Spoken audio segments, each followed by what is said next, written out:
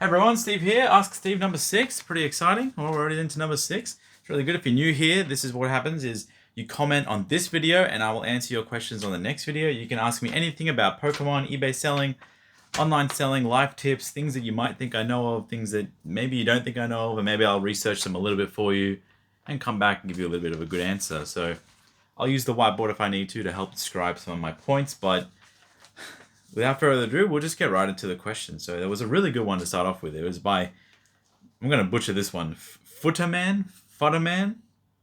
And he says, or I'm guessing it's a he because you have Futterman. Hey Steve, got any tips to handle seller remorse? I recently sold a PSA 9 Lily's Full Force, Japanese, for €350 a few weeks ago. And now I see it's being sold for €700. Sad face. Oh, Futterman, this is something...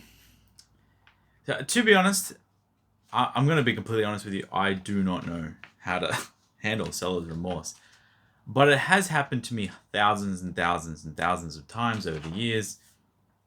You know, like you all probably know if you've been watching this for a while, I've sold a shitload of items online. And I've been through this many, many, many times.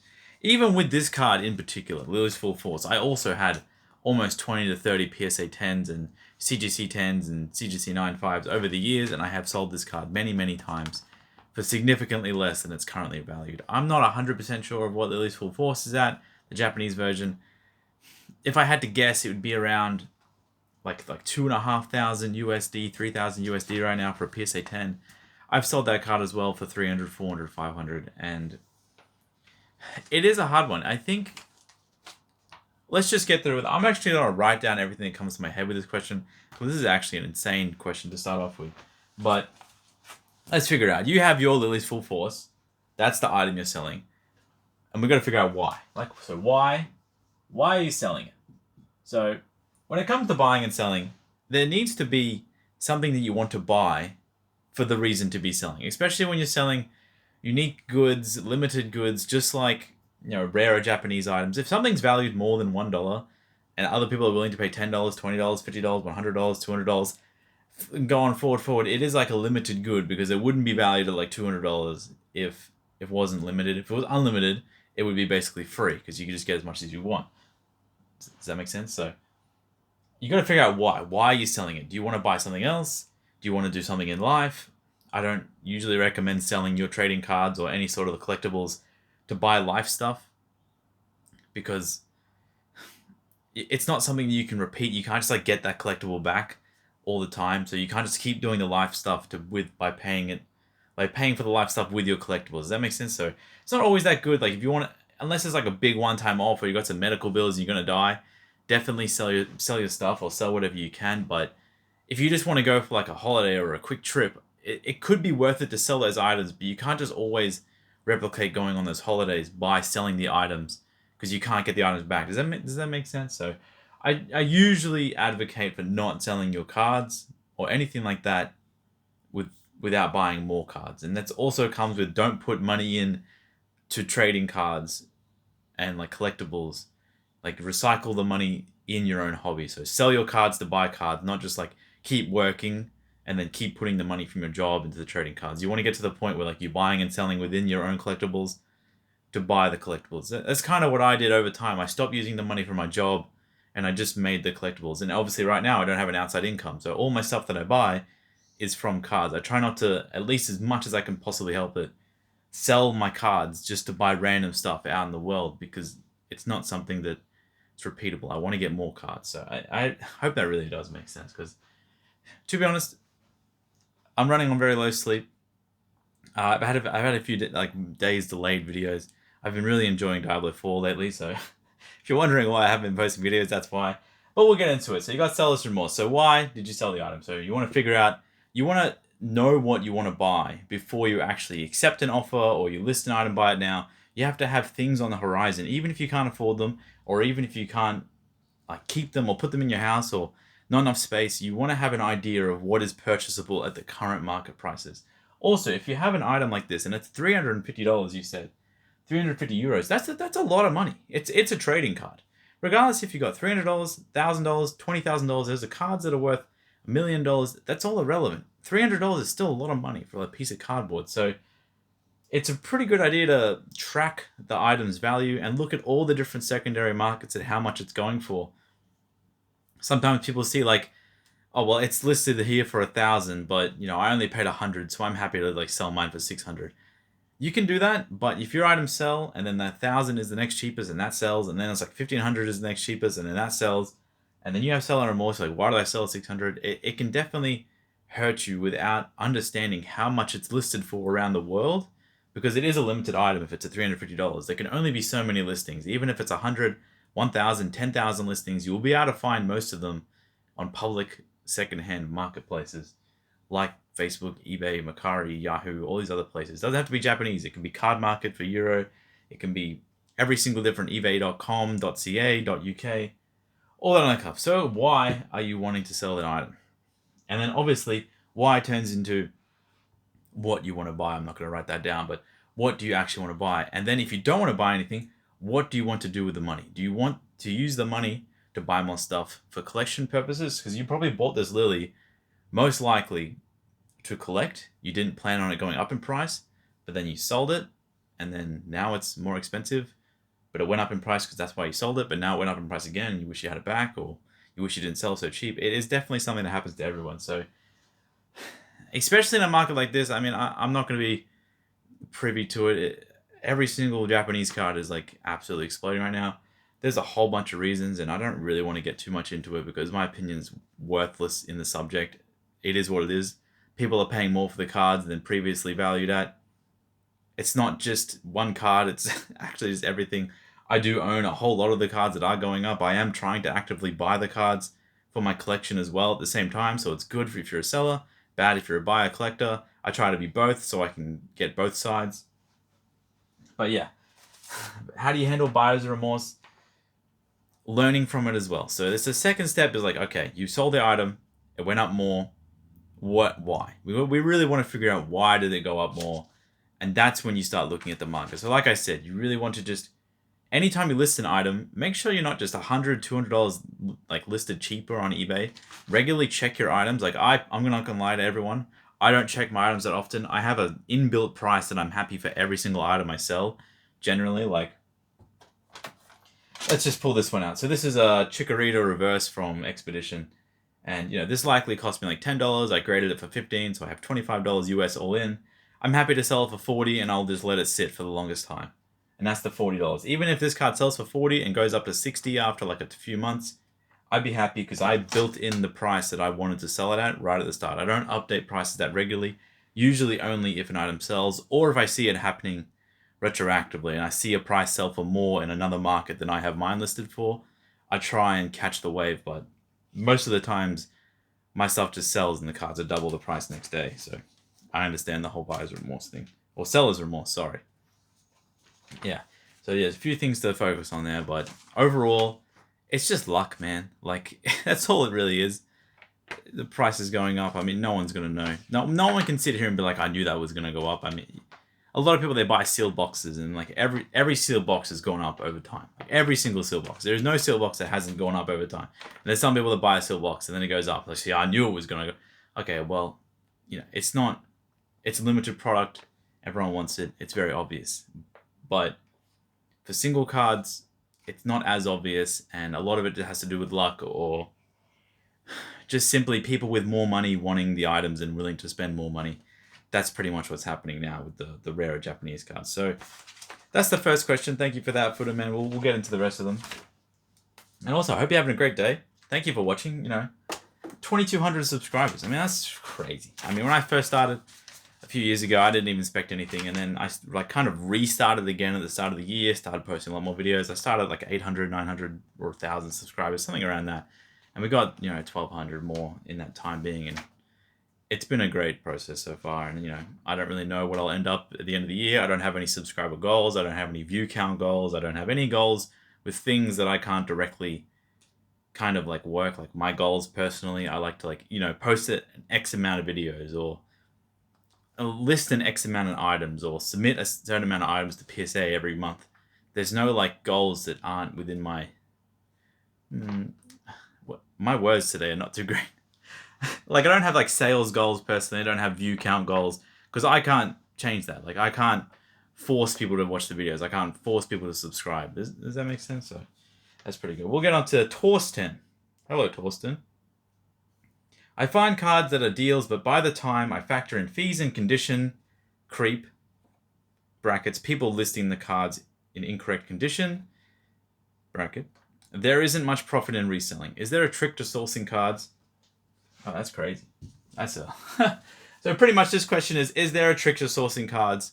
Whenever I see cards for sale, it looks like a good deal at first, but then after you factor in all the fees, the shipping, the fact that the card might be damaged, all this other stuff, it doesn't really seem that profitable.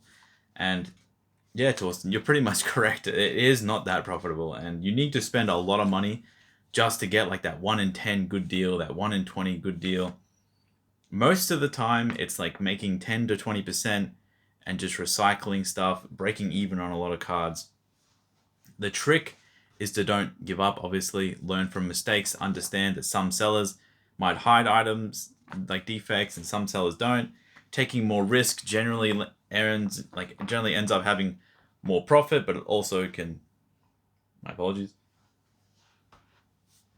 I got the hiccups every single time I start this. I'm dying. Most of the time, taking risks on newer sellers usually ends up badly, but when it comes to buying cards, most people find a good deal every once in a while. Luck does shine on you, but that's just like the previous question. A lot of it is luck when it comes to buying and selling, but you just have to do it more and more and more and more so you can like replicate the luck, you know? And it is, tricks to sourcing cards. It's being up to date with like the market price everywhere in the world on every item. Being able to know where the item can sell. So when you first see an item, like let me just pull one at random. Here we go. So we got an Infernape Level X PSA 10 from the Infernape half deck. So I bought this half deck and then I opened it and I graded the PSA 10. Usually when I find that half deck, whatever the price is, let's just say that Infernape is $200 PSA 10 and the half deck that I bought was a $100 half deck. I need to calculate like the chance of that card getting a 10, the chance of the card even being inside the half deck, the chance of it even selling for a 10 and how much it sells for 200. Was it just like one sale over 6 months? Was it a few sales between the $200 range? It's just like knowing what the item sells for before you even try to buy it is the most important thing. Otherwise, you're just going to be throwing money out and then you're going to get it in. Because like if we do a basic calculation, if you buy an item for like $100, let's say you're just in some random country, we get 10% tax, so you're at 110, and then say you pay shipping, let's just say $10 shipping, then you're at 120. That's pretty good. So you bought a $100 item, you ended up paying 110, 120 because you got tax and shipping. Let's say you want to sell it, and you realize you got it a little bit under market. You got a pretty good deal, and it sells for 150. So you go on eBay, and you sell it for 150. So you didn't buy it for 100 on eBay. You bought it off a secondary marketplace like Facebook and Makara, Yahoo, all those other places we always talk about. So you bought it for 100. It costs you 120 once it landed. You sell it for 150. You pay a 10% fee to eBay, or probably like 13% these days. So whatever that is, you go down to like 133. And then you're like, damn, we're so close. And then you got to pay for shipping to ship it to the person. So you pay $10 or something. You're at 123. I mean, you're selling the item for $50 more than the person you bought it off. Because these two numbers, the $10 and the extra $10 here, the seller didn't actually get those. It's like shipping and taxes.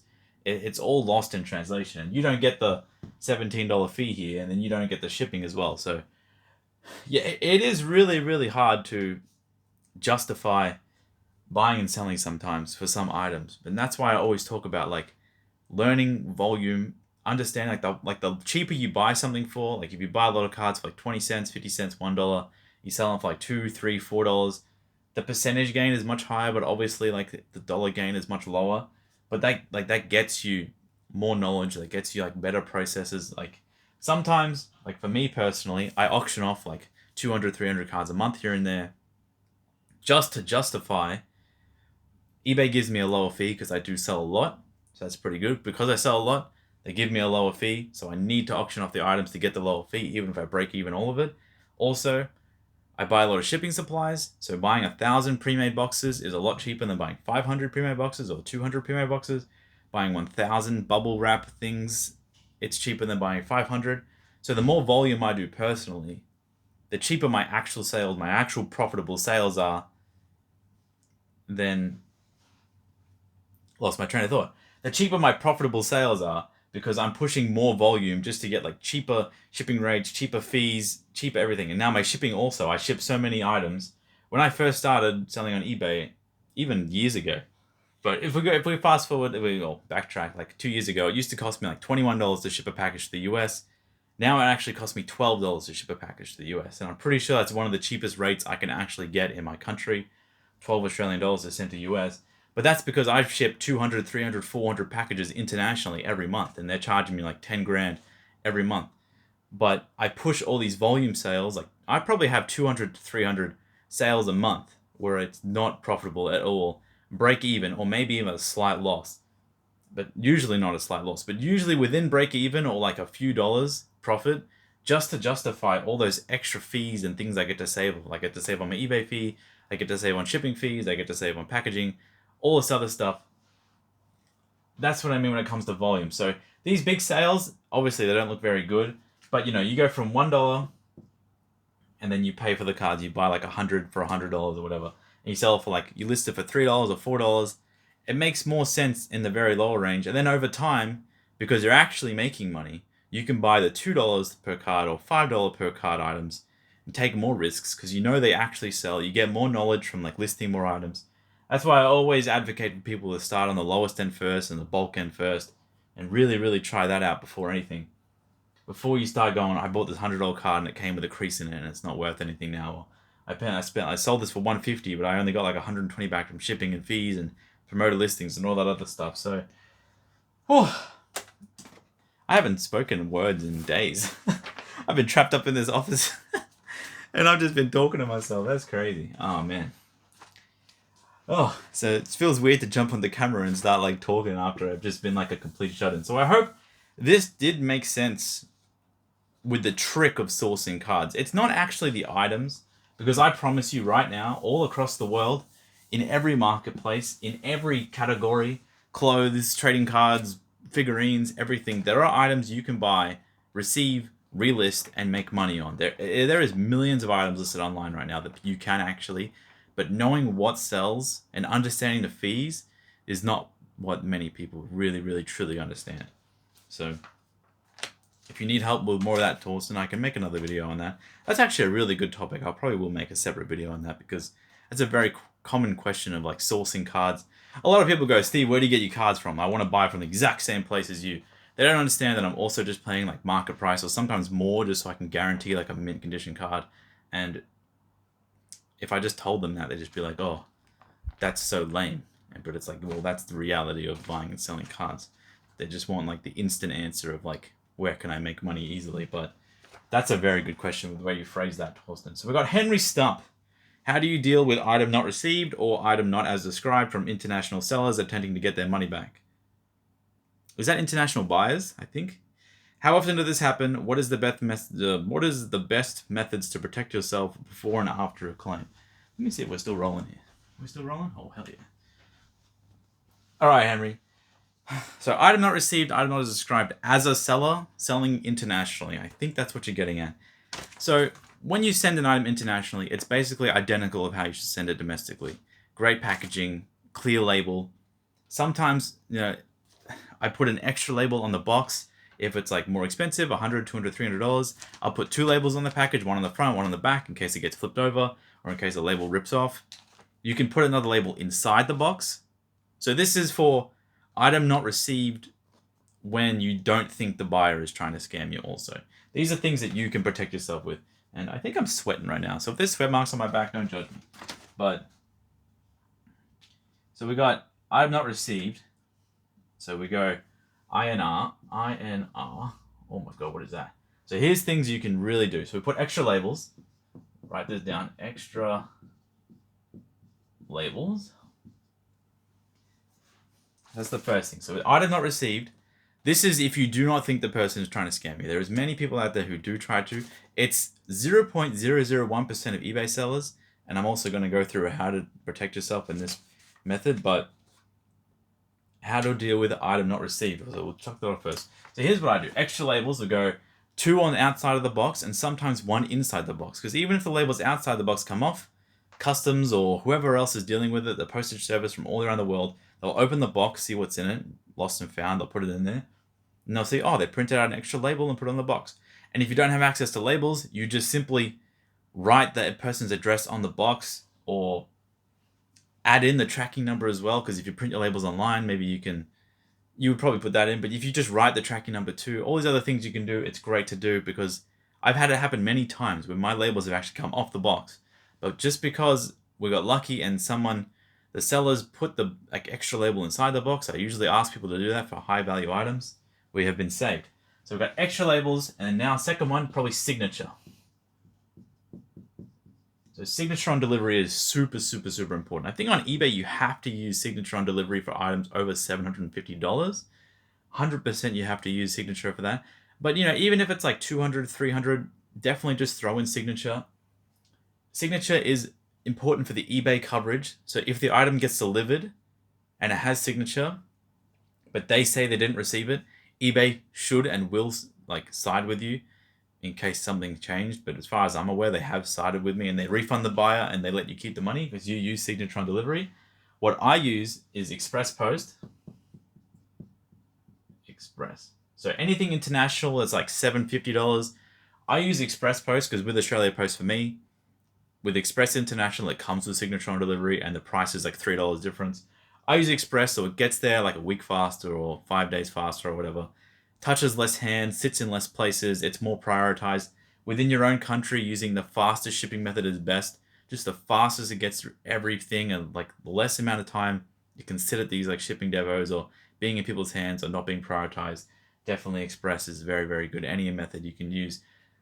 If you're shipping really expensive items, DHL, FedEx, stuff like that, they're all really good for that kind of stuff. But most of the items we're all selling are rather cheap, so it's pretty similar. So this is for item not received. Extra labels, if you don't think they're scamming you, sometimes it's really good just to throw extra labels in just in case anything goes wrong. Signature on delivery to be covered by eBay, and Express always with an expensive item. Or just, let's say you bought an item for $100 and you sell for $200 and you're making like $70, $80 after fees. It's not a big deal to pay like an extra $5 for signature, however much it is where you are. Because would you rather lose $70 in profit or lose the item, lose the whole sale actually, or just get like $65? So now we'll get into the next one. We got item not as described. This is one, it's really hard. That's basically where you have to have a lot of people fight on this, but you got to have returns. So item not as described is basically you have to have returns on, and I personally don't get this problem on my graded card eBay. On my single card eBay, I also don't get this problem, but I'll explain why. So returns, I might get 1 per week and shipping out like 500 to 1,000 items per month, depending on how much I push volume. And it's just people having buyer's remorse usually, and you just have to graciously accept the return. They can force a return on every single thing that you want. It is per eBay's policy. It doesn't matter if you say, I don't accept returns, I don't do this, or you're not allowed to ship back things to me. It's this nature of the beast. If the person's not happy with the item or they just bought it and they ran out of money and they need to pay their car bill the next week, you just have to, as a human being, as a seller, understand you did get screwed over. Don't get me wrong. You got screwed over, but you just have to accept the return. That's the good thing about selling on eBay for the buyers. It's so buyer friendly that we can actually sell our items opposed to other marketplaces that don't even have anything, and it's much harder to sell. And that's why prices are higher on eBay as well, because you have all these things lumped in with the fees and everything else. So you have to accept returns. So I'll put this on here. Accept returns. So you accept your returns. And then also to have item not described, you're going to have some good photos. So I mainly sell graded stuff. So I just have front and back photos of all my graded cards. Pretty easy. If you sell raw cards, you either have really good photos or you write in the title of the condition. I generally wouldn't advise this for a newer seller. I would just put as many photos as possible and don't put conditions. But if you are going to sell raw cards, I personally have 3 conditions. I have near mint, played, and damaged. And that's super wide. So near mint is like PSA 10 to 7, played is like 6 to 4, and damaged is like 1 to 3. Sometimes a little bit overlap in between them, because you can have a played card that looks really near mint, but it's got a tiny little dent, so you got to put it as played. And always overstate your conditions. So overstate. That's a really good one for returns. If you don't want this to happen, like you have a card that you think is borderline near mint, it looks flawless, you just put played. The person who's buying it off you, if they go, oh, he puts played, I'll buy it, gets it in hand, oh man, this is way better than I thought it was. It's very common to people say those kind of things because they're really happy with the fact that you said it was played and it really wasn't that bad, so you won't get returns. So I don't think this advice is mainly for international, but this is the best you can do. So like protecting yourself after they make a claim, you have to obviously reach out to the buyer, write everything you can in, make sure you send everything tracked. But at the end of the day, on item not as described, they'll force the return on you no matter what you can possibly do. All you have to do is do like all the preventative things. If a person really wants to screw you over, they're just going to do it.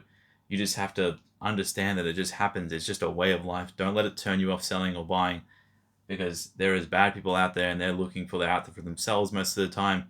If you want to get through life and you want to actually build it quite well, you need to be the type of person that looks out for other people.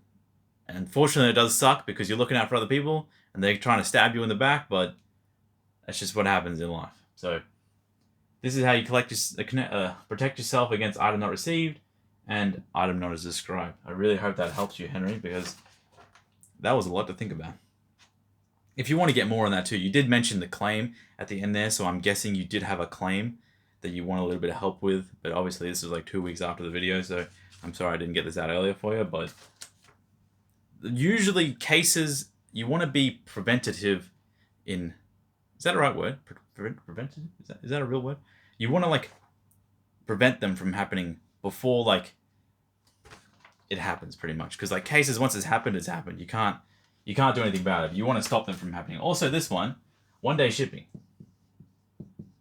So you want to ship out 1 day for item not as described or item not received, because the faster you send them out, the person will be like, because if you sell something internationally, it takes like 3 weeks to get there. If you wait 3 or 4 days, that's 3 or 4 more days. The person's going to be like, man, this guy never sent me my item, or it's still in shipping, or it's still in transit after 4 weeks. I want a refund. You want to ship it out same day or the next, all the time. And this goes with every single thing you sell on eBay, not just international, not just anything. And anything you do in real life, actually, you want to do within the same day. Get that shit over and done with so you can go into the next task. That's some crazy life advice for you. All right. Jason Sico Tosto. Man, I'm really sorry. Sico Tosto? Ciso Soto. It's like an Italian name or something like that. What are your top 3 favorite Pokemon and why? How do you get personalized signed items from Pokemon illustrators? All right, first one, it's just Pikachu. There's no real other favorites. I like Psyduck. He's pretty cool. And Coughing as well. But Pikachu's my favorite. And then we got, how do you get personalized signed items? Well, usually it is like Pokemon events are on. The artists go, they sign on behalf of Pokemon to draw people to the event or whatever. But that used to be the case. Now it's just crazy and it's nuts. I have friends overseas that help me every time like a signature event comes out. And then a lot of like items there's been a lot of events over the years from Pokemon artists. From Pokemon, and then Pokemon artists have gone there. And then people, as they fade out of Pokemon or they kind of get over Pokemon, they sell their signed items. That's pretty much the only way to get them. There's no easy way. Sometimes people send cards to Pokemon artists to sign online, and they badger them and ask them and beg them. It's not the best idea because, most Pokemon artists are pretty pissed off if you send them messages like that. But overall, there's no real easy way to get items signed, but you have to be at the events. In America, they have a lot of events, but that's America, and I don't live there, so it sucks. All right, John McCrae. When did you start grading cards? I've wanted to start for a long time, but I'm worried I might not have an eye for it. Well, great question, John. When did I start? 2017, I think I did my first submission. 50 cards. That's back when it was $8 each. It cost me around $400, and it was a shitload of money back then. Pretty much all my money. I spent every single dollar I had on that one grading submission. It was kind of funny. It was like 400 US, and I think the US versus Australian dollars was like pretty good back then, and kind of destroyed me. But having a good eye for it, it's just something you have to do. If I'm not sure how old you are, but if you have started driving a car, remember when you first start driving a car, you get in and you're like trying to turn the wheel, and you keep doing this, and then as you get better, maybe like you drive it manually, you can get better with shifting, you don't stall as much. It's the same thing as like grading a card. You'll send 10 cards off. What I personally think you should do is like do your own pre-grades where you write the card down with how much, like write a number down, how much you think it would get. you will be off the mark when you first start because you're brand new. But over time, every single submission you do, get a little bit better. Obviously, my videos, you can go back and watch as many as you can. I grade a lot of cards. I try to show as much as I can up close and personal why things get wrong, get the wrong grade, or don't get the high grade or whatever. But it's just a thing. You just got to keep going. There's no, I'd say every single person should grade cards. It is one of the biggest multipliers in this hobby of value of items. And, value is not the most important thing, but let's not beat around the bush. It is pretty damn good to have more money to be able to buy more cards. I don't really care what anyone says. A lot of people like collecting graded cards these days. It is the most popular thing, it feels like, at the moment. Over the past few years, it's been growing exponentially. As I sit here in front of a wall of slabs, I'm probably going to be pretty pro grading. Personally, I don't really collect that many graded cards. I collect the graded cards that I get back through submissions, and I keep them and I enjoy them.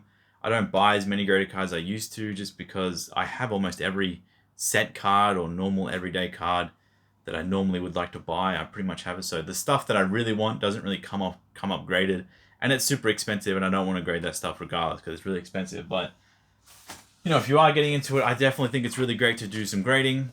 Just remember, it can go wrong. You can pay $15 and you can get a bad grade, and your card can be worth even less than your raw price. So you have to be careful. But that's why you start slow. Just do 10 cards. It takes like 2 months, 3 months at the moment for bulk.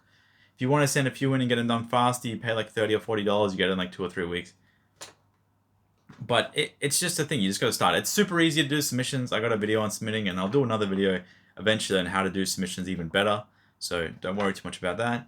But yeah, if you want to start grading cards, it's the only thing is you just got to get into it. There's no... I'm not going to be able to tell you like a... Wait, is it? Are we still running? Don't I even check? Oh, we are still running.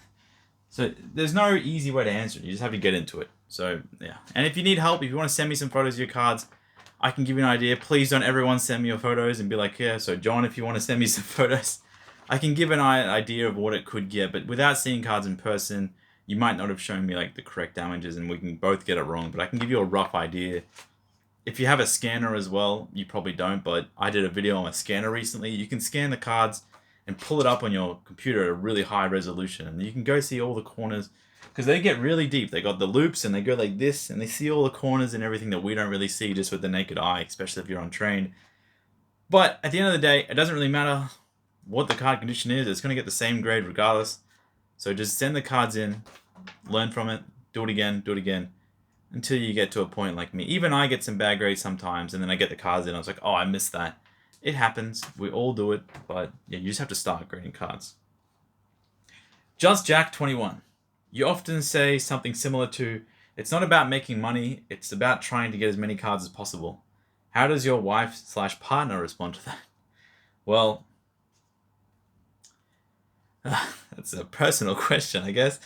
Look, I'll just address the second part first. My wife/partner, it's my girlfriend, I guess. It's not really my wife yet, but it's hard to, these days, it's a lot easier to justify spending every last dollar that I have sometimes on this stuff, because obviously she has seen the growth level of what we're at. I think, when we first got together, roughly like 2017, something, I'm not sure what our both values were, but whatever it is back then, we're probably like 100 times the amount that we had. Not that like value or profit or money or whatever that stuff is that important, but when you get to a certain point, people are going to doubt you when you're trying something new always. I had the same problems when I was like on the tail end of leaving my full-time job, that a lot of people, they would just like snide comments, they would put you down, or you're spending money on children's crap or garbage or whatever they wanted to say. And it's really important to have supportive people around you. And if you are trying to buy and sell, there is a lot of people that just think it's stupid, but they just don't know. They're just like, they don't know, they don't understand. It's their world. They probably have things in their worlds that they spend money on that we have no idea. But yeah, I think you need to surround yourself with positive people.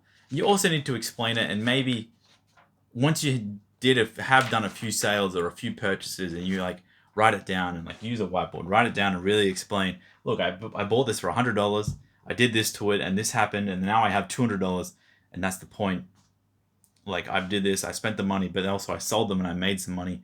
Or or etc. Like, oh, I had one of these cards, and then I did this with it, and I sold it, and then I was able to find 2 more, and now I have 2 of the cards from having one of the cards, and I didn't spend any more money, but I have 2 cards instead of 1, and that's why I bought that card. And eventually I'll sell this 1 card, and it'll pay for the cost of both cards that I just bought, etc. They just need to see the proof in the pudding, pretty much. So, and then the first question you ask, it's not about making money, it's about trying to get as many cards as possible. I think this can be misconstrued because money is the most important thing in the world, and anyone that says otherwise is completely stupid. And even I might say sometimes that money is not important, cards are more important, but it's like a effect. It's like money, cards turns into money, turns into cards, which turns into money, which turns into cards, over and over and over again. I have seen things explode 1,000 times in my time now. It's been like 8 years. I've seen cards go up, and everyone's like, oh my god, the card's so expensive. And then I've seen the card go up again. Everyone's like, oh my god, the card's so expensive. And I've seen the card go up again, etc., from $100 to $200 to $500 to $1,000 on the very same cards. And the thing that I've learned is having more cards is the most important thing ever when it comes to the trading cards. But that also works together with the money part, because obviously you can sell the cards for money. So, just like when we go into the buyer's remorse thing, usually when I sell cards, so I actually have a really great example. I have an insane example, actually.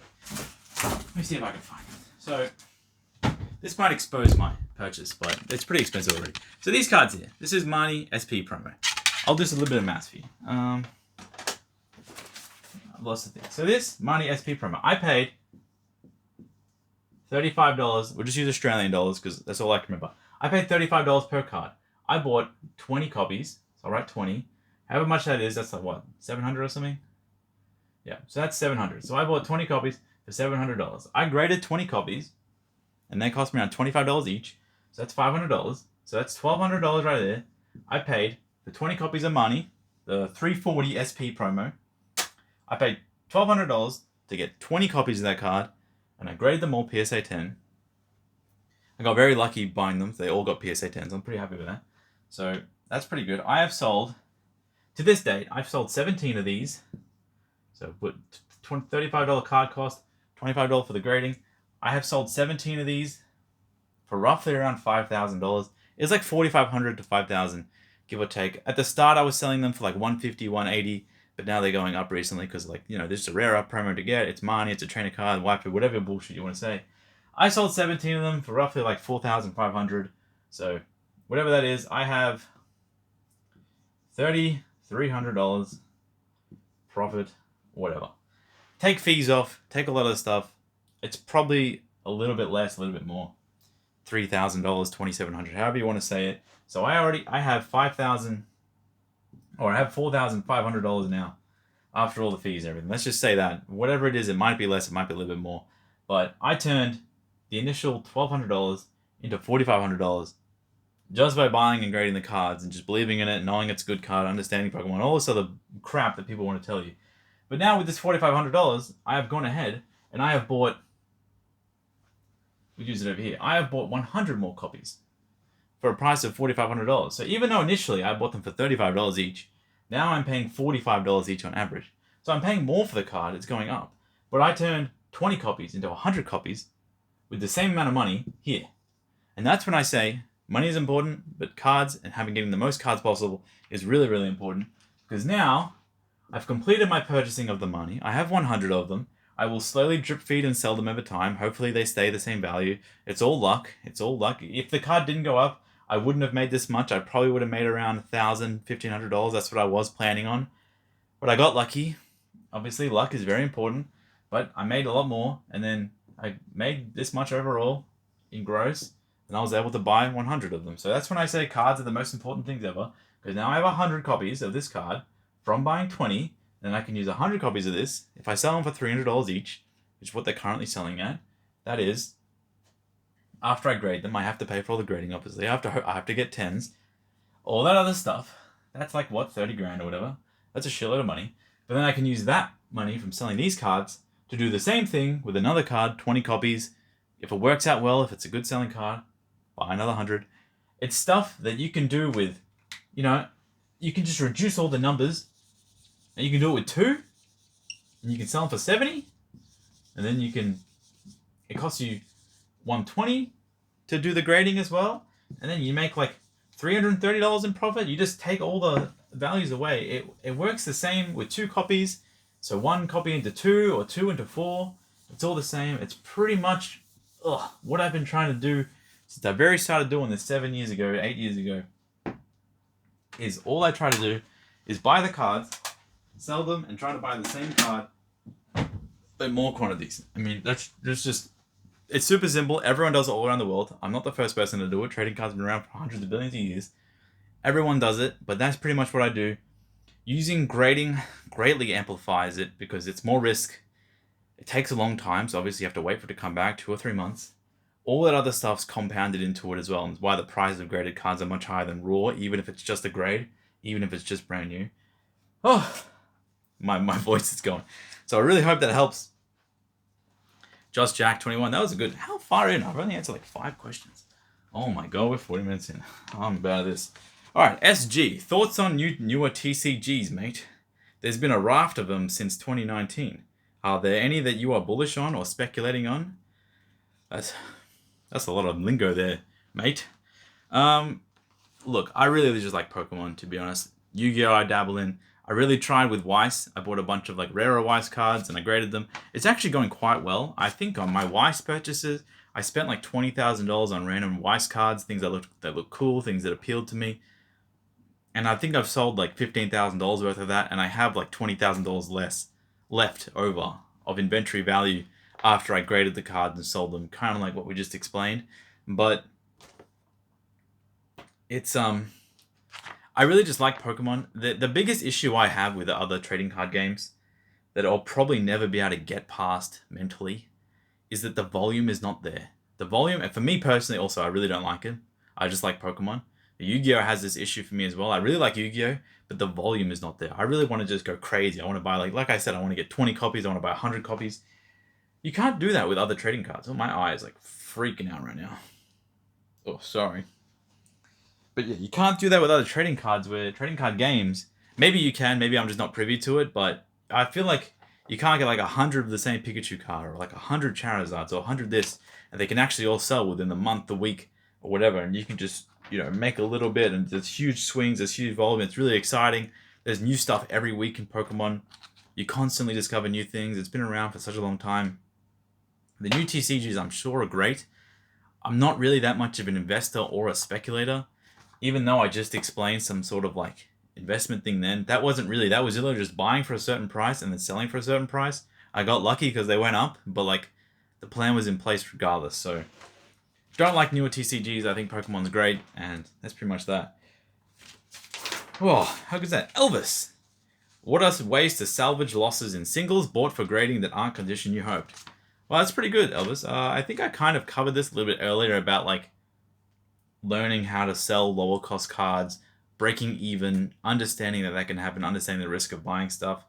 I covered most of this earlier, so I'm not going to do it again, but that's a great question. It's all about building the volume on the bottom end, understanding what a whole bunch of cards sell for. Even yesterday in my single card store, we sold like I don't even know what the Pokemon was these days. It was just a random common. It was like $6 plus shipping. So we probably made after fees like $4.50 profit. And, realistically that card was like a 1 cent bulk card that no one in the world would list.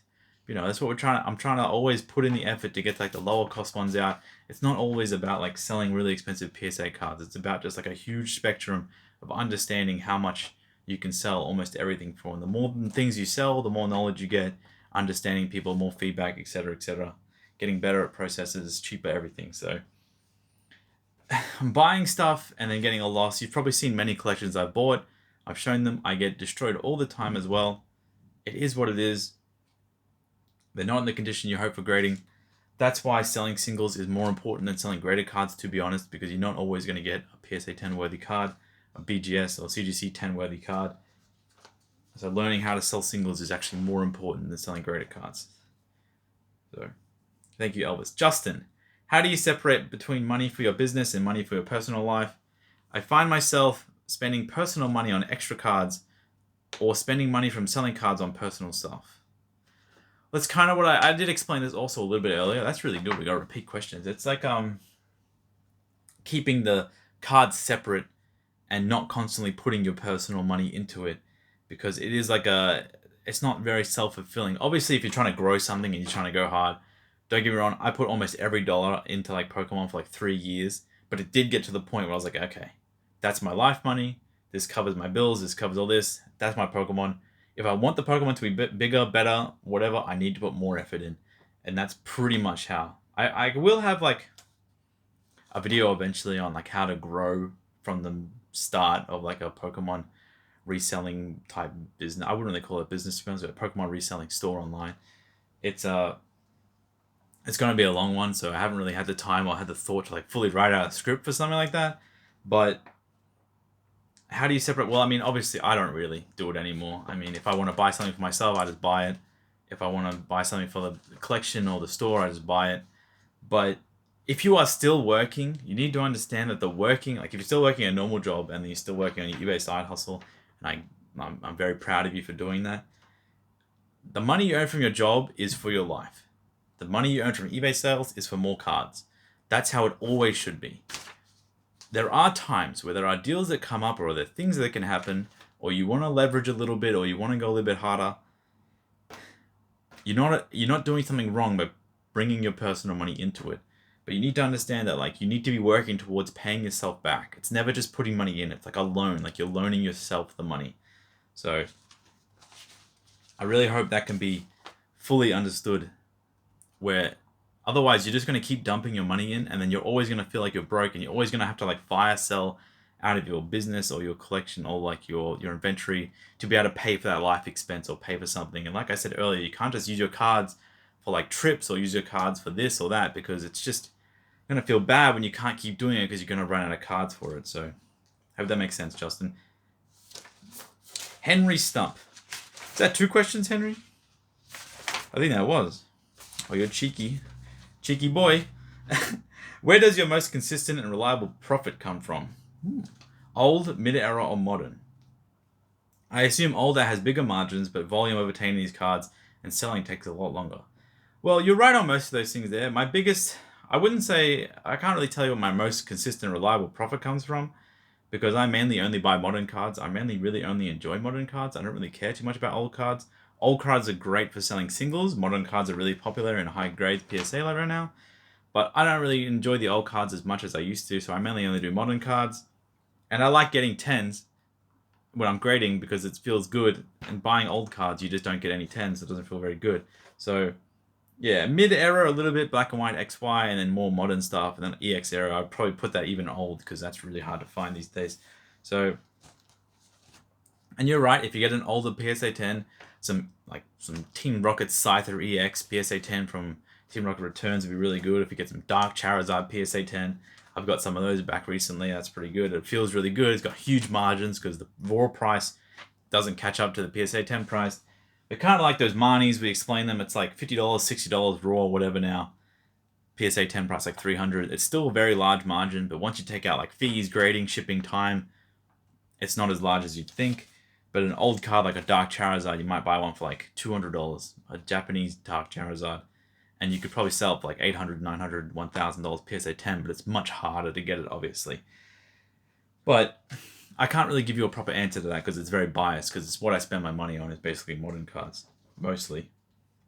But yeah, you are right on that. It is harder to get the older rare cards in higher grades, but you get a higher margin from them, and then the modern cards sell for a lot more regularly, more volume, but you get a lower margin. So you already figured the question out for yourself before you ask me, so I'm proud of you.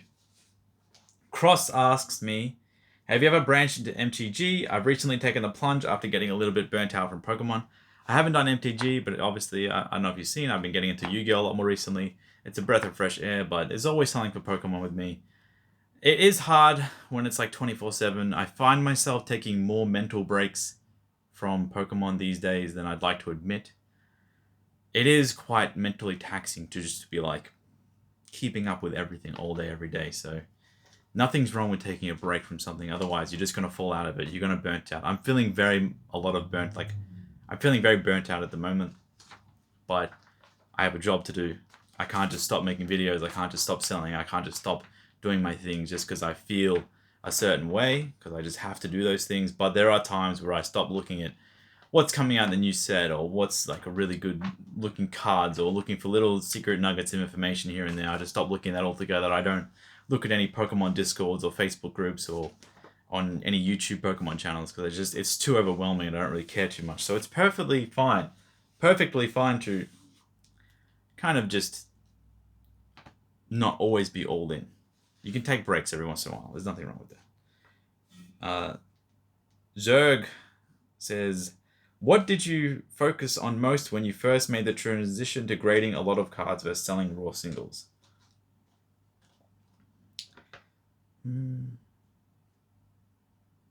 What did you focus on most? Okay, I think I understand the question. Well, I mean, it's pretty, I think it kind of tells itself, you know, if you just look at the stuff I sell, you focus on a lot of things that sell fast. So when you get your cards back from submissions, you can sell them fast. So you can go out and buy more cards, because that's what you really want to do. You want to buy more cards. So that's pretty much one tracked answer I can just give you there. You just need to focus on stuff that sells really fast when you are grading. If you have a grading submission of like 100 cards, you should have like at least 50 cards in that submission that will sell in the first month. Otherwise, you kind of get to the point where I'm at now, where I'm actually grading a lot of stuff that does not sell fast, and it looks for the right buyer, it looks for like a collector of a certain thing. So if I just find something random, I mean, so I got this like right here. This is something that is a Servine from Black and White collection, PSA 10. Surely there is someone out here that is looking for that. I have sold many Servine PSA 10s before.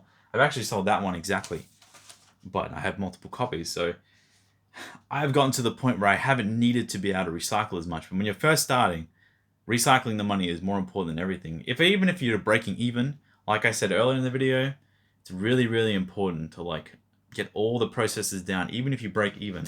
Sometimes you can go to the post office and you actually made no money, but you did all the shipping, all the packing, but you connected with 10 more buyers, you got better at 10 more processes, you get better at listing, faster at inventorizing, all these other things you get better at. So I hope that helps you out, Zach.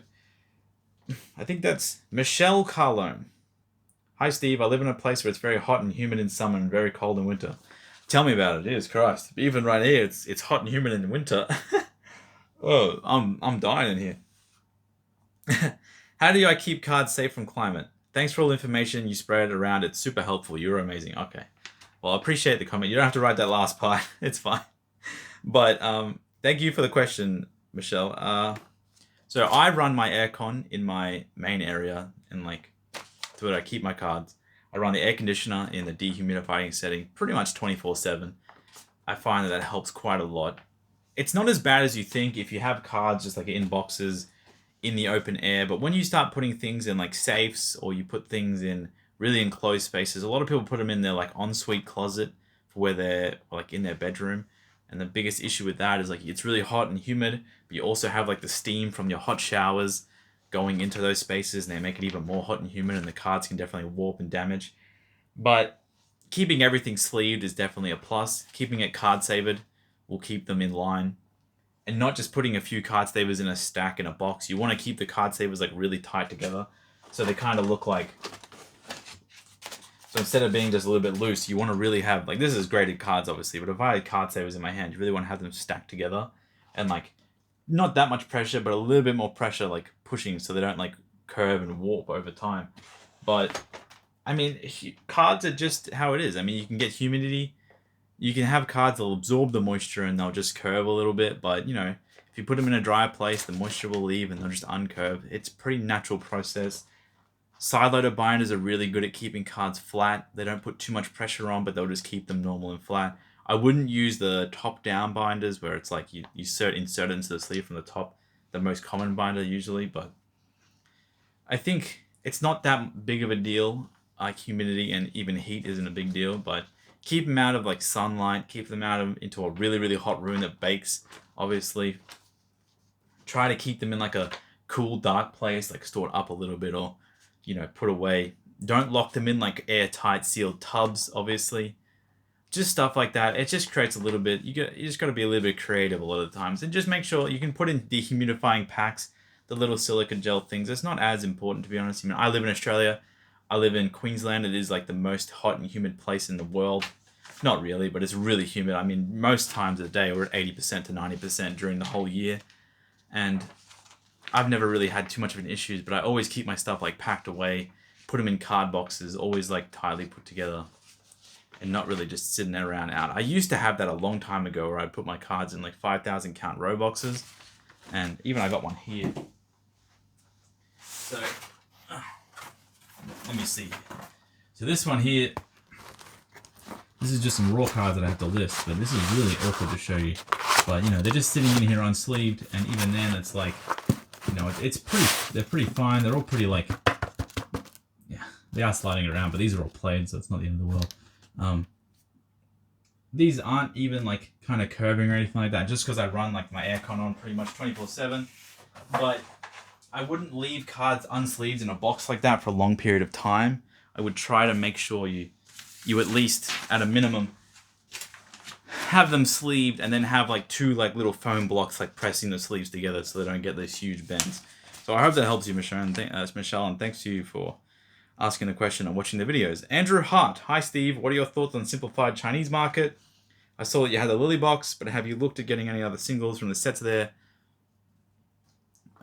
It's great, to be honest, Andrew. I think there's a lot of buyers from China, Hong Kong, Singapore, etc., Taiwan, places like that, buying into the Japanese market just because those cards don't actually exist in their language and they want to get into Pokemon, and they really love the Japanese ones. But I think the Chinese cards are great. I think they're going to rival the Japanese cards eventually. Who knows when? Not every card's 1-to-1, because some of the Japanese cards are obviously like years older.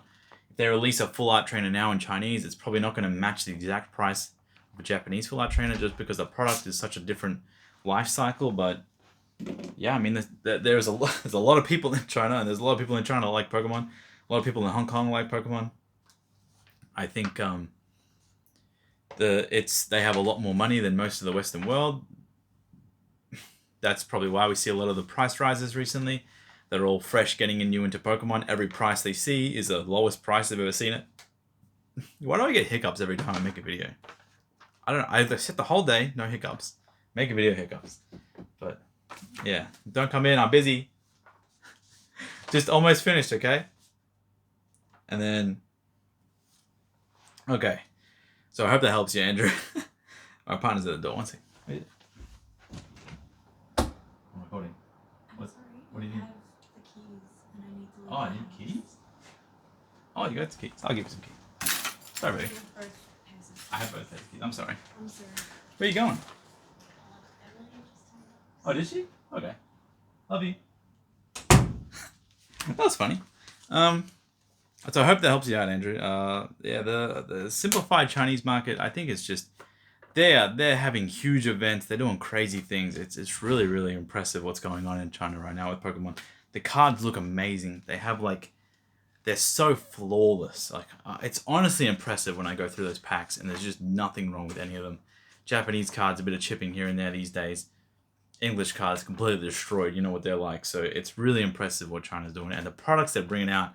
They've got this new Marnie box coming out. It just looks awesome. The Lily box is one of the best products I've ever seen in the last 10 years from from Pokemon. I got one up there on display, and it is just outstanding. The amount of stuff you get in them. The retail prices of them are obviously much less than what they are now, like $100. But you go to, to put an example, like the Lily box is like $200 Australian on release, maybe like $250. I'm not 100%. Even if it's $250, you can go down and you can get one of those mega boxes like you would normally from whatever toy store, and it's like $110, $120. And you get like 4 promo cards, a jumbo, and like 8 packs. And the Lily box has like 2 playmats, 2 deck boxes, 2 sets of sleeves, the promo card, like 5 promo cards, 6 packs, which have more cards in them than like what 20 packs would with English cards. Like it's like 20 packs worth of cards in those things, and it is just wild, the product, and it's like so nice. You get a big outer box, and it's presented quite nicely. So I don't know, the Chinese market, I would not be surprised if every single one of those Chinese cards just kept growing over time, because why wouldn't it? I mean, it's limited product. They're making as much as they can. They're constantly doing new things. More people are coming in. You would have to be extremely naive to not be able to understand it if you've been in Pokemon for a while and being like, Chinese cards are crap because they're Chinese and everyone just wants Japanese. It's like, okay, well, you can think that, but I know that that stuff, it's gold. It's liquid gold, and I have looked into getting a few of the full arts, and like I think I bought some hyper rares the other day, some evolution hyper rares. It was like $7 to $10 each, and the Japanese equivalent is like $3,000, $4,000 for the Sylveon. And there was a few other ones, and it's just really impressive. The quality of the Chinese cards compared to Japanese, they're both very, very equivalent. So I think I did enough on that, but thank you for that one. So we got Studio Tech with 3 questions. How do you sort inventory for your single store? Well, I do. How do we do this? I don't have any boxes here to show you, but pretty much we do it by typing. So just like I do with the graded cards, I don't know if you can see down here. Can you see down there? Oh, you can't see. You can see here. So I go steel type. So these are all steel cards. It's easier with graded cards because all the labels are at the top. It's much, much easier, but we go steel type, and then it goes A to Z. Pretty much it. Obviously, we got dragon types, A to Z. I do fire type, A to Z. Every single typing, A to Z, A to Z, wherever you're from, however it is. And then if I was with the single cards, I have the same thing. So I have like a box. It has like my fire types. It has my near mint ones. Wait, no, it doesn't. That's how we used to do things. Okay, I'm actually my mind is gone right now. We do it exactly the same, except it's sorted by near mint, played, damaged. That's pretty much it. Like I said earlier, the 3 conditions. We have fire types, A to Z, all the near mint ones. Fire types, A to Z, all the played ones. Fire types, A to Z, all the damaged ones. It's not perfect. You can use inventory, SKUs, SKUs, or whatever you want to do it. You can do it any way you want, but 500 listings. With 500, honestly, if you don't plan on going past like 1,000 to 2,000 listings, you could use binders. We did use binders for the longest time until we got to like 10,000 cards, just like trying to sort them. And I used to use boxes. Binders are really good for a brand new eBay store. You have 1 binder for each typing. You just keep a few pages. You just put it in, put some tabs at the top, A, B, C, D, or whatever. Binders are a great way. You can just put them on the shelf. They're very easy to store. They don't get damaged. They're not exposed to the elements, kind of like an open box would be. But apart from that, there is no super easy way. You use 5,000 count row boxes. You use like 1,600 count row boxes that are just 2 lines. It's inventorizing is really hard when you have a lot of cards. So, you've been sorting it by date of listing, which is really good if you sell things like within a month. I think date of listing is really good. Like, let's say you have a box. It's hard to explain, but date of listing is like you list 50 items and then you put them in a box and you write like 30th of the 5th or whatever the date is you listed them. You put it in that box, and the next day you list items. You go 31 of the 5th, and the next day it works. But eventually, if you don't sell the items within a month, within 2 months, you're gonna have a lot of boxes with a lot of dates spread everywhere, and it's not that easy to find when your item's listed on eBay. When you do sell it, you're gonna have to constantly track it. So you can put things in the titles. You can put inventory numbers on eBay. All that stuff is a little bit too confusing, I think, for most newer sellers. I think just having a normal system where they get sorted like 2 or 3 times. Like for me, we sort them into type and then alphabetically and condition. So type, condition, alphabetically. That's 3 different sorting methods. So if we only have 100 fire type card listed, it'll just be a very small amount. Very easy. Just be like, okay, fire types, played cards, okay, A to Z. Find that super easy. You can get little card divider things as well. Ultra Pro sells them. It helps you put them in the boxes and stuff like that. So yeah, three different ways to sort things is super important. I used to have all my PSA cards sorted alphabetically, and it was not that bad when I had 200 cards, but 5,000, 6,000, 7,000, you need to like narrow it down and niche it down just a little bit. So question number 2, you charge $3 for shipping. Do you absorb the 12% fee plus the materials you use to pack the single cards? Yeah, I mean, you just charge $3 for shipping, and you only get given like $2, like 60 of that shipping amount. But when you list an item for like $5, if it's a $4 item, you would just list it for like $4.50 or $5. that will cover any extra fees and the card saver cost or the top loader cost and anything else. The envelopes I buy are like tracked envelopes, so the envelope is technically free because it's a part of the shipping cost when I buy the tracked envelope. And then, what's the longest time you've had a graded card on sale for? It's actually quite funny. This Chikorita I picked up, this is a 494 cert. I think this is the longest card in my store. PSA 9 reverse Chikorita. It's not a very fast seller, that's for sure. What's the longest? Okay. I think you mentioned there's a card you had almost 2 years in a previous video. Yeah, it happens. These days, I don't plan on selling anything in any certain time frame. Sometimes, like, we use like the Marnie promos, for example, is a good one. The Magikarp promo that just came out, I graded 30 of them. I sold 30 of them in like 3 weeks. That's a card where I plan on just selling really fast so I can just go buy more copies. Just like I did with the Marnie. There's some cards, like the Snivy I showed, or even like rarer ones like this Mucky X. This just waits for like other people to sell theirs a little bit cheaper, or, you know, the price to maybe move up a little bit. But, you know, stuff like this is really hard to get. So it's not a big deal for me if I just put it a little bit higher and it sells in a year's time for a little bit more. But if you're newer and you're earlier on, you need to kind of like match the market, get the price down a little bit. You need to sell things for less just so you can go out and buy more and recycle your money and get used to buying and selling more. So with the bigger you get, the longer you can sit on things, but when you're smaller, you need to kind of recycle things as fast as possible. Oh, hope that helps you out, Studio Tech. Isaac Carey. This is a long question. Let me read this first.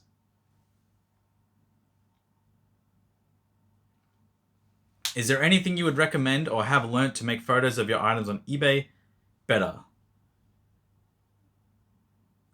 Not specifically to stand out from the rest, but enough to make the buyer happy and to get clear, crisp photos.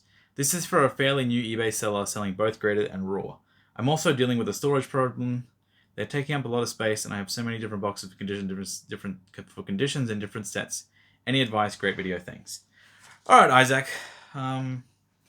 We'll write this down. So most important things for your eBay listings is 2 photos. So you want at least 2 photos back and front. Really, really simple stuff. You want to have black background. So I'll write that here.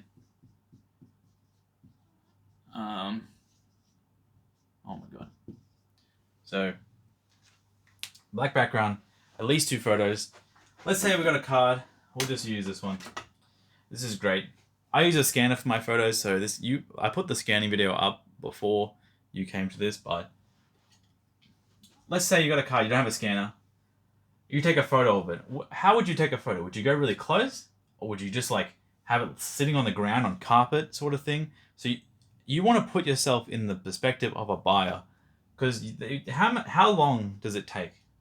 I wish I had like an iPad or something here spare or like to go on eBay so I could show it up to you, but it's just let's say you're a buyer scrolling through eBay and you type whatever this card is, Jirachi PSA. You want to buy a PSA Jirachi card. Is that how you say it, Jirachi? I don't even know. But you're scrolling through. How long do you think people look at the photos for? I don't know personally, but I'm going to guess or guesstimate. It's like 0.2 seconds. Like people are scrolling through on their phone or on computer, just scrolling through. And it's going to be like you need to have something that's going to stand out. That's why I transitioned to scans away from like taking a photo with my phone, because the scans really pop out. I can adjust the contrast, the brightness and everything. It can be like, okay, that's there. The picture is literally as big as the item. There's no like surrounding around it. They can see that it's a PSA 9 Jirachi from the listing photos on their phone. If people have to like click on the listing to see what it is and be like, oh, okay. Because if I just write the title as PSA Jirachi and there's no grade in the title and they go, okay, what's a PSA Jirachi? What's the grade on it? They have to click on the listing and then go, okay. Because I've like put the card on the ground and I've taken it with my carpet and my clothes on the ground. So you want to have a photo that's large enough to like they can see exactly what it is while they're scrolling, like 0.2 seconds of while they're scrolling. So I'm pretty sure that's what your first photo. So for the single cards, it's the same thing. You want to make sure you have a black background and you have like 0.5 millimeter of space around the background for when you take your photos. So what I used to do with my single card photos is I would have a tripod set up facing downwards for the single cards, and I would directly take a photo of the single card and have like if I can write this. So this is your card, and like this is the oh my god, that's bad. I can't draw very well, okay? You want to have like very little surrounding. We have a scanner for our single cards now that puts an automatic black background around it. It's perfect, but it's like $1,500 trading card scanner. But we'll just put HP 70, Jirachi. Can we draw Jirachi? Let's do that. Can I do that?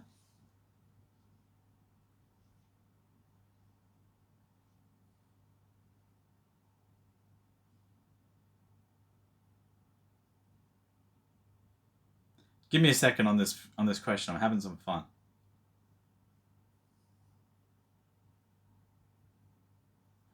That is kind of cool. I'm not gonna lie. That's a bloody good Jirachi. All right, that's my fun for the video. I had a little bit of fun. You guys get free information. I have fun. So, like I said, if you got a single card, you want to make sure the background around it is like really small, so you can see the whole thing, kind of when you're scrolling through. If you have a background that's like you post, some people, this is the stupidest thing I've seen people. They have like a card here, and it's like sitting on some like triangle stand behind it, and it's like sitting there, and the card's there, and they take a photo, and you can see like this huge background around it, and they have like their eBay name on like a picture at the top, and they have like these little figurines, and like they have a stand here that says like Steve Collectibles, and that's great, but how's someone scrolling through like 2 seconds can see your card from so far away? It's mind-blowing. Like the wheel has already been made. You don't need to remake the wheel. You just need to roll with it and make your own exact copy of the wheel. So you want a really close photo. Obviously, black background is so important so people can actually see what they're buying. And obviously, you want to make the buyer happy with your nice photos. If you don't have a really good photo taking thing, you will just have to buy a better phone or a better camera, or like I have the trading card, like the scanner I have, the one for graded cards. It's great for singles, but it'll take a very long time to do it with singles, to be honest. Just a black background, like, you know, a trading card binder like this would literally be perfect. This is just a side loader binder. You don't need to go too crazy. You probably already have one of these. A side loader binder, you can just use the inside felt, you can just use the outside, not a big deal. But black background, you can use a mouse pad or something like that. Just something, make sure the photo is really, really large. And that's pretty much it. And then I'm having a storage problem. Everyone has storage problems. It's just really hard, Isaac. Like I said, you just need to have the items. Use like the graded card storage boxes. They're great. They're very uniform. The 2,000 count row boxes or 5,000 count row boxes are really good. Keep it very uniform. Invest a little bit in yourself in like a proper shelf. I think shelves that you can put like, you can't see it, but I have one shelf here. There's only a very little bit of space in between the shelves. I try to maximize the amount of shelving I have. Some people, they have their shelves and they have like this much space in between them, and it's a lot of wasted space. You want to like stack your things up, but just enough room that you can get in and have a look at them, but not so much room that it's just wasteful. My throat's hurting. That's crazy. All right, Tobias, how's it going?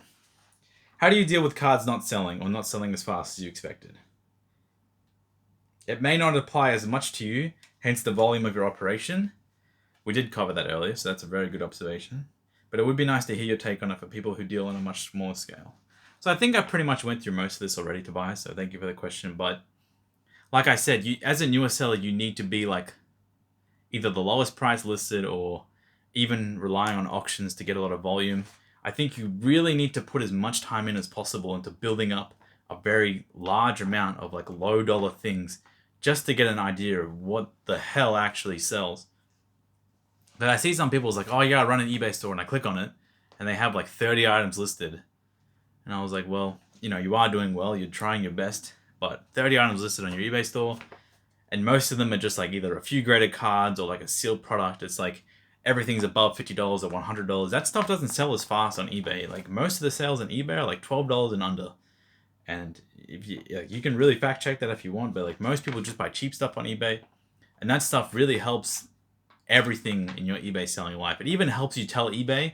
eBay goes, oh, this guy has stuff that people buy off him for $12. We'll put his more expensive stuff in front of other people's eyes, because eBay does control who sees your items. Even if, however you want to spin it, they do control which buyers get to see what items and which sellers respect the buyers and ship things on time and all these other little metrics that we'll get into in another video. But sometimes you're just going to have to accept a lower price. If market price is 100, you might have to sell your item for 90 just to get the money in, sell it fast so you can go out and buy some more new stuff. It's kind of how it is, and if you need to rely on auctions a lot, it's not a bad thing, but you have to understand mentally that your auctions will usually just go less than buy it now. So I have a whole thing on auction versus buy it now. I'm sure you watched that, but selling as fast as possible and getting it down right, like learning how to list 20 cards as fast as possible and as efficient as possible.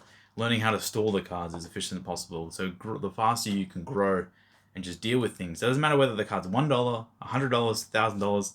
Doing as much as possible is extremely important to running a trading card operation, I guess.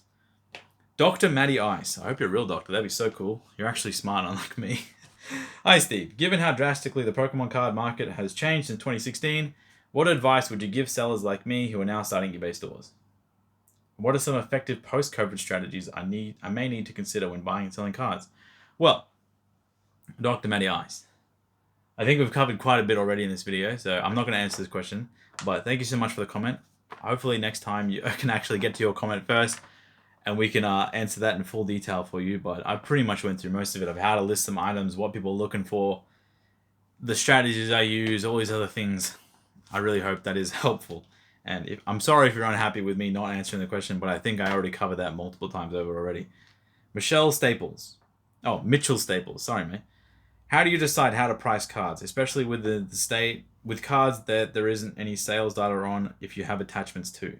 Do you ever get concerned that you sell cards when they are in a price lull? Do you ever get concerned that you sell cards when they're in a price lull?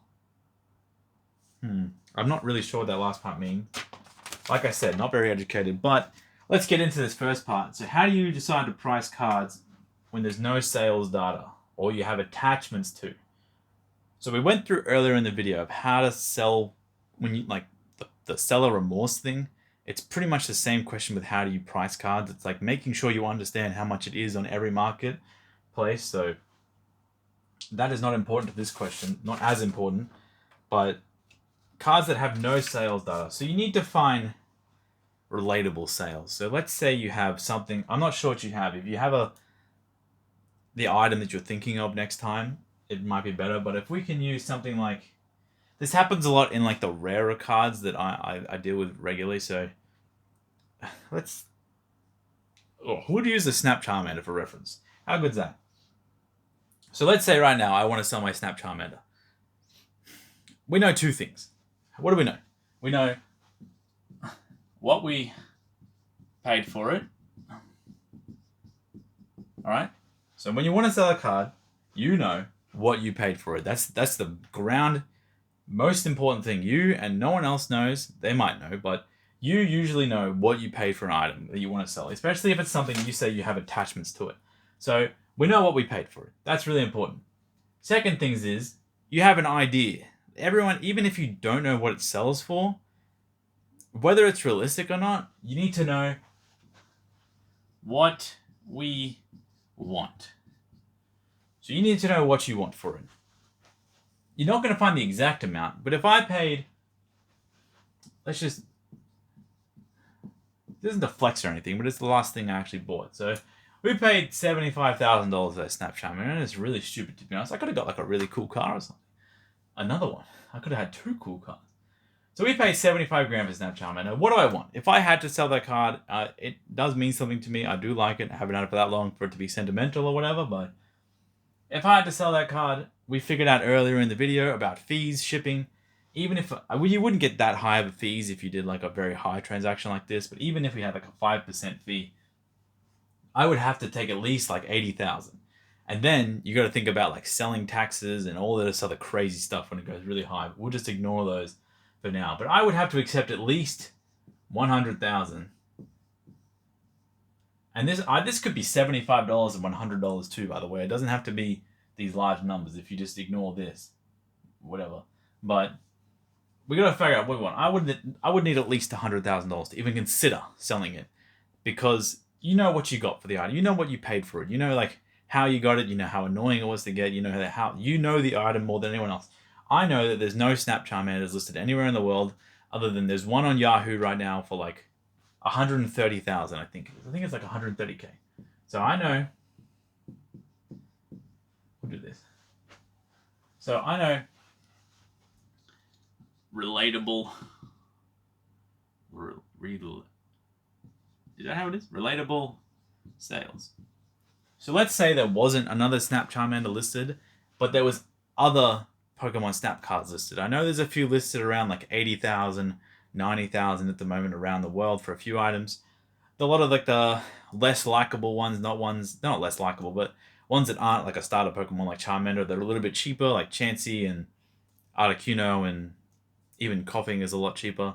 So stuff like that. So we want to look at relatable sales. So we want to compare it to, let's just put it on the same tier as like Bulbasaur, Squirtle. They're kind of like starter Pokemon. So it works with everything. It's just like, what can we think of? Like if an Art Academy card sells, you have one of those, it's quite rare, but you can't find sales. You compare it to like other Art Academies that sell. Or if you have, I don't even know, to be honest. I can't even think of it at the moment right now. If you have like a rarer booster box, let's pull this one down. Like this one's open, but you got like a Soul Silver booster box, and there's none for sale. But you know how much like the Heart Gold box sells for. You know how much like another Legend box from the same tier. You got something. It doesn't actually have to be an expensive item. It can just be like something where you know of something relative to it, like yeah. I hope that makes sense. So relatable sales. We already know in our mind that Charmander is listed for this much around the world. But if it wasn't listed, we would have a look at how much maybe a Squirtle sold for or a Bulbasaur sold for, something that's relatable to the Charmander. We would find relatable sales. So that's it. So then what we do with this information, we list it for sale. So we list it high. We list it high, baby. So me being one of the only people with a Snap Charmander on this side of the world, in the Western world, it's a lot easier for people to do a transaction with me rather than buying off some random website in Japan. And I'm a more relatable figure. I'm a public figure, I guess. I'm on the camera, you know me. Well, all those other things that benefit me in the sale of the item. So if I wanted to list this, I could put it up. I'll put it up for 200,000. Because, I'd be happy with something around this. It's not for sale, by the way, but if I did sell it, if it sold for 130 or between 100 to 130, no one can say no to that amount of money, obviously, like how much profit or whatever you want to make. But I'll list it for 200,000. And then you have best offers coming in. People message you, they negotiate, so you use best offer. So let's say you list it on eBay and you use best offer. Man, my writing is getting worse and worse every fucking day, isn't it? Holy shit. Oh my god, I'm dying here, people. So we got best offer. List it high, put best offer on. Do remember, having an item, if it's $500, if it's $1,000, you put it up for $50,000 or $100,000, even if you have best offer on, no one's going to offer you. They think you're nuts. They're going to be like, what the hell's wrong with this guy? There's no way that item could possibly be worth X amount. It's just like if I put this Charmander on eBay for $5 million. It doesn't really matter what I possibly think it could be worth. No one's ever going to even offer it to me because they think I'm just trying to flex it or show it off. So you want to list it high, not abnormally ridiculously high, but you know how much you paid for it. You know how much you'd be happy to get, and then you list it at the amount that you'd be super, super duper happy to be getting. If it does sell and then you realize that it is more expensive than you first thought, well, you're shit out of luck. We go all the way back to seller remorse and life sucks. But hopefully you can do enough research and you know the item inside and out to not get to that point. Are we still recording? Oh my god, 1 hour and 23 minutes. Hopefully no one's going to make it this far. But do you get... And so yeah, basically listed high, best offer. Do you get concerned that you sell cards when they're in a price lull? I'm not really sure what that means. Do you think I think a good example of that actually is, let's use another example that I've actually seen happen a lot recently. The PSA 10 Dark Phantasma Pikachu. Do I have any to show? Do I have any? Oh my god, here it is. Just so we know. I mean, it's 1 hour and 20. No one's looking anyway. I don't even know why I'm bothering. So we got this card right here. PSA 10 Dark Phantasma Pikachu. I know this card has been trending a lot recently, and it's been slowly going up a few dollars most weeks because the box is out of print, it's harder to get, it's a Pikachu, all the other stuff in between. And I had a whole bunch of PSA 10s, and the price was at roughly $70 to $80 for a PSA 10 of that card, but I was like, that's too low. I knew that card was more expensive to get raw now, like $40, $50 raw. With the grading fee after shipping everything, $80 doesn't make sense. The people that are selling them for $80 bought them cheaper than they currently are at, so they're happy to like accept $80 or accept whatever. But I knew personally, I was like, okay, that card's way harder to get. I can wait for a higher price. I put mine up for $160. I put like 20 in stock. I wake up like 3 days later, all 20 sold to one person because I was then the cheapest price. It only took a few days to go from like 100 to 160 on eBay because I noticed the price was going up. So that's the kind of happens when you're in a price lull. Like I was like, okay, that card's for how much it cost me to get and then grade and put together. The price was a little bit too low for me to be like, okay, I don't want to sell mine for that. And then I sold mine for 160, and that's like 110 US or something. Now they're selling for like 140 US. So even if I did that, I still sold it for way more than I was hoping for. And it's still worth more now. So I'm still a clown. But now I have seller's remorse. But I hope that makes sense. It's sometimes things can just be a lot lower price than we personally want because we like the items more. That's just realistic how it is. Time fixes everything. If an item truly is in a price lull, time will fix it and it will be up because people don't sleep on things that much anymore. So it will happen overnight. Things get bought. It turns into crazy. But sometimes it's perfectly fine to sell some items that aren't moving as fast for a lot lower than you would expect just to buy another item that is more popular and easier to sell. Nothing wrong with that. Oh my god. Okay. Where are we going with this one? Oh, Absolvers? Last question. Well, 2 questions left. Wow, what a last question. What are your thoughts on investing in current products, Sword, Shield, Violet, and Scarlet? Well, I don't really do much investing, to be honest, so I don't have any thoughts on it. I'm really sorry. Like I said earlier, pretty safe with booster boxes. It's going to be really slow, painstaking, and boring. And you will notice things that are much better to buy if you just had a little bit more interest in like the single cards and like the, not market, but like just what's going on and things that are actually popular and really enjoyable. And you will sit back with all your sealed boxes and you might feel good because they go up slowly over time. It's much more safer, but you're going to feel a lot of FOMO and regret when all these really pretty cool cards come out and you can't get into it because sealed booster boxing is it's boring, to be honest. So I don't really care too much about sealed product. It also takes up a lot of space. When grading with PSA and selling returned cards, are you allowed to use the scans? Yes, you are allowed to use the scans. And there was another question from ZF Pokemon about what my favorite illustrator was in the top 3 cards. But they didn't get printed out for some reason. But honestly, it's really hard, man. I don't really know which. 5-band graphics is probably my absolute favorite out of all illustrators, even like Kamiya and Saito and all these other people, Poncho Pikachus and all this crazy stuff that they do. I love 5-band. I love the simplicity of like the 3D graphics and like the 5-band Pikachu.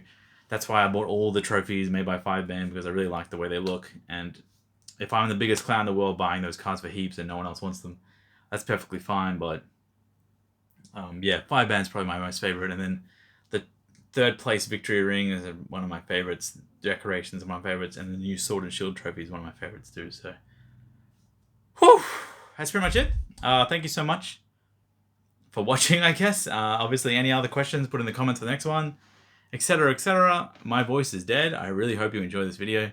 I love all the questions I get. Thank you so much for all the views, watching, subscribing, everything. I really do appreciate it.